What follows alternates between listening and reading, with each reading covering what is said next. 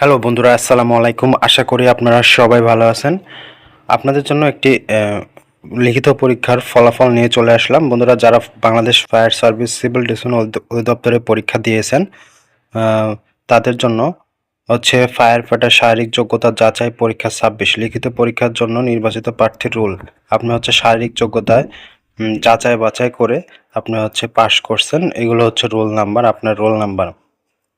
এটা মাত্র শুধু ফায়ার ফাইটার পুরুষ পদে শারীরিক যোগ্যতা যাচাই পরীক্ষা 26 লিখিত পরীক্ষার জন্য নির্বাচিত প্রার্থীর সিরিয়াল নাম্বার। এই সিরিয়াল নাম্বারে যারা শারীরিক যোগ্যতা পাশ করছেন তাদের সামনে লিখিত পরীক্ষা অনুষ্ঠিত হবে। এক নজরে আপনারা দেখে নেন। আমি সিরিয়াল নাম্বার, এই যে সিরিয়াল নাম্বার, এই সিরিয়াল নাম্বার, এই সিরিয়াল নাম্বার, এই সিরিয়াল নাম্বার দেখে নিন। মোট 104 জন টিকছে আর কি। বন্ধুরা, এই ছিল আজকের ভিডিওটি। যারা ইতিমধ্যে আমার চ্যানেলটি সাবস্ক্রাইব করেছেন তাদেরকে অসংখ্য ধন্যবাদ।